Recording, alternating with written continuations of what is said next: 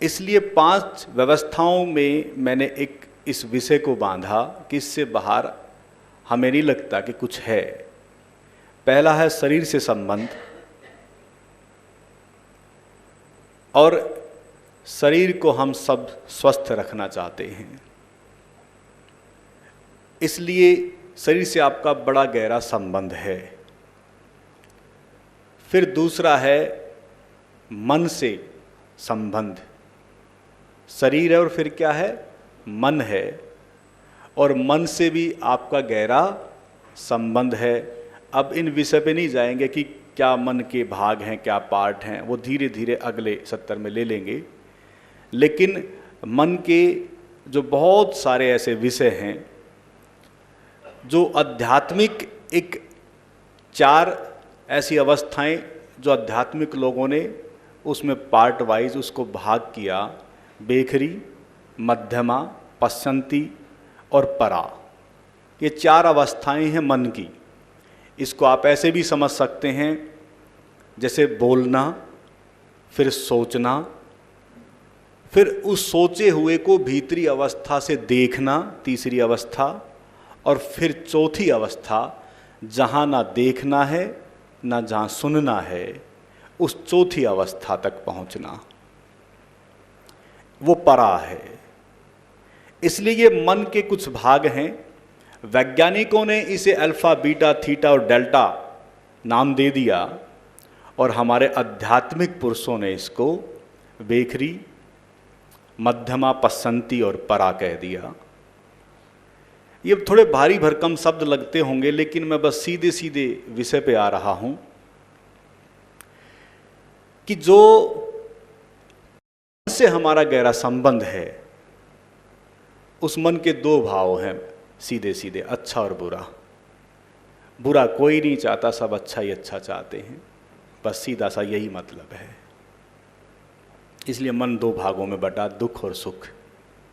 और इसलिए सुख होता है तो हमें अच्छा लगता है, और जब दुखी होते तो हमें बुरा लगता है।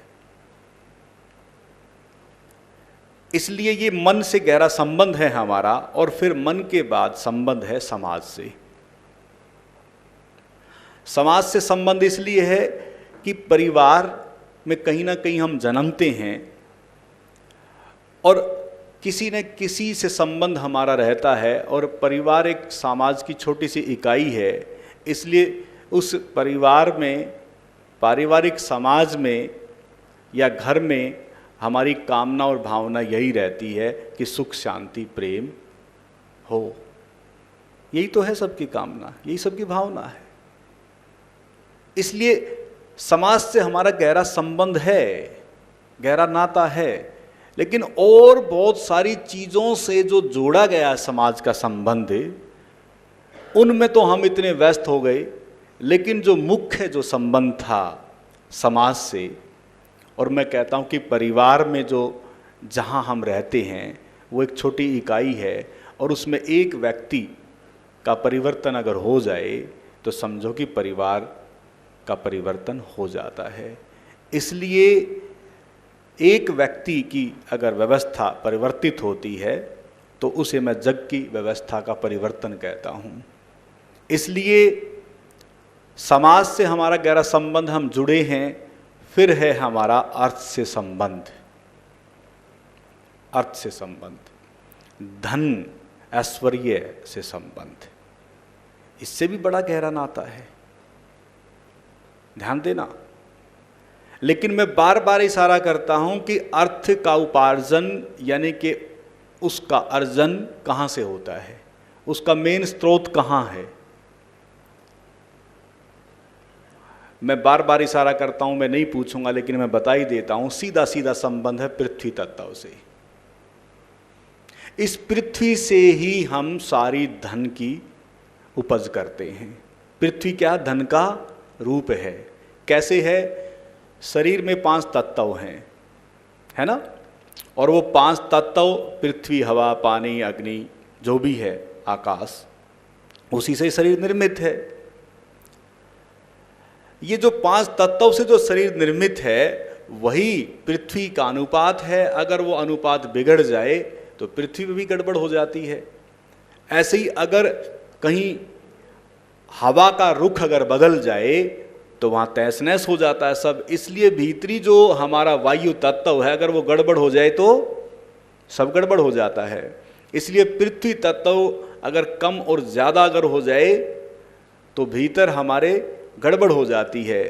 इसलिए अग्नि तत्व अगर अधिक और कम हो जाए तो दिक्कत होती है।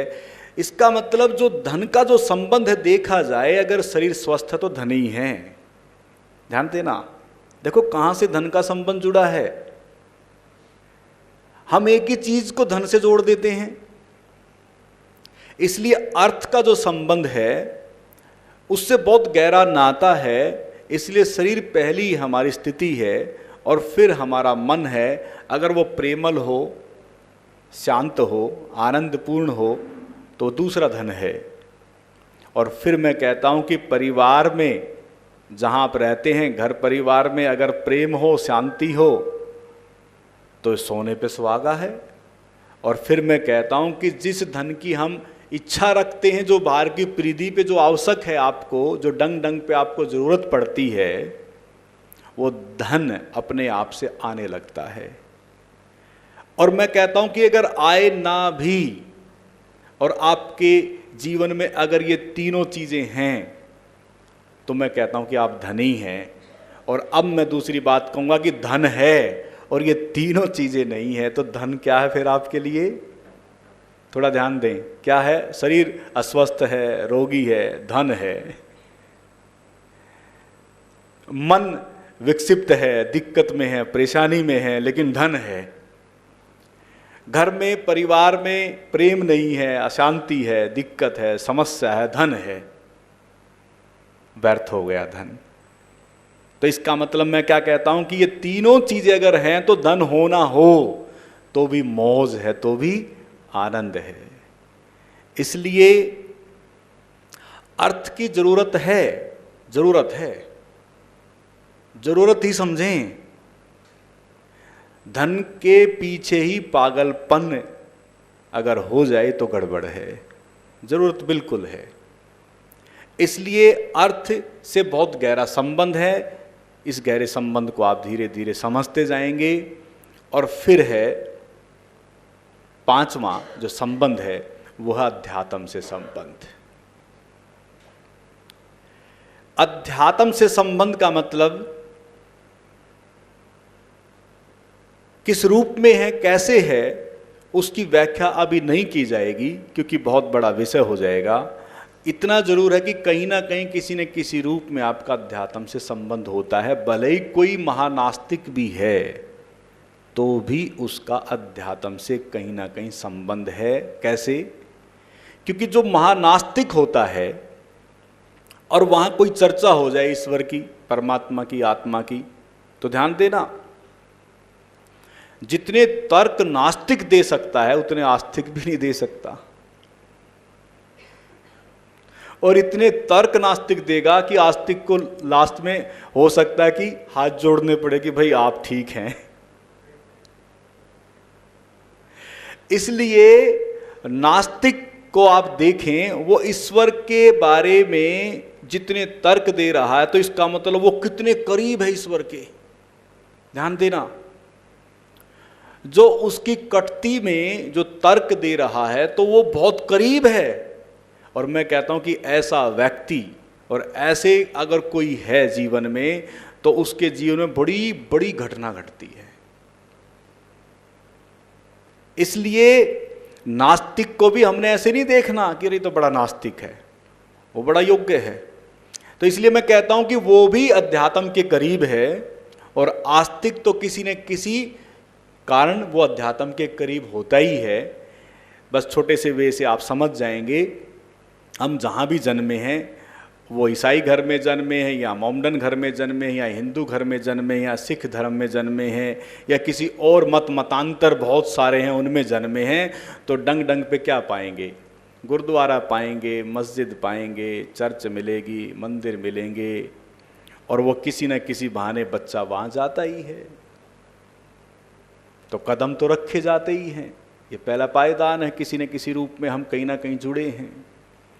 तो वो तो हुआ जुड़ना इस तरीके से।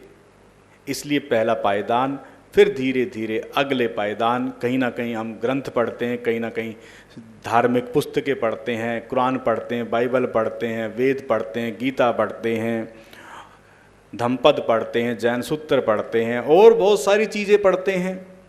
फिर वो दूसरा संबंध है। फिर उसके बाद फिर हम देखते हैं कि इन ग्रंथों में तो कहीं आत्मा का जिक्र है, कहीं परमात्मा का जिक्र है, कहीं ध्यान का जिक्र है, कहीं योग का जिक्र है, बहुत सारे जिक्र मिलेंगे।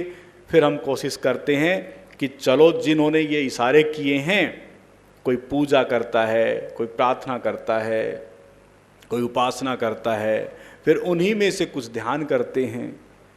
तो फिर तीसरा, कहीं ना कहीं किसी न किसी रूप में जो भी हम कर्म कांड करते हैं वो भी कहीं ना कहीं किसी न किसी रूप में थोड़ा बहुत ध्यान का ही एक पार्ट होता है।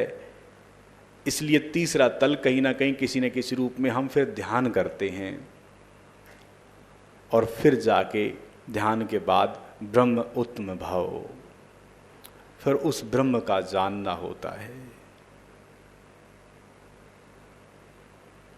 बात आई थी कि हमें उस परमात्मा के गुण धर्म और उस परमात्मा को ही पाना और परमात्मा ही हो जाना है ना? आपके द्वारा ही बात आई थी। तो इसलिए ब्रह्म उत्तम भाव, उस ब्रह्म तक हमें पहुंचना है। और जो उस ब्रह्म तक पहुंच जाता है, फिर जगत, जैसे बोलते ना, शंकराचार्य जी का बड़ा प्यारा सूत्र है, जगत मिथ्या और ब्रह्म सत्य है। लेकिन जब तक हम उस ब्रह्म तक ना पहुंचे तब तक जगत भी सत्य है और ब्रह्म भी सत्य है। और वीडियोस देखने के लिए YouTube पर सर्च करें आनंदमय जीवन धारा। चैनल को सब्सक्राइब करें और आप अन्य वीडियोस देख सकते हैं।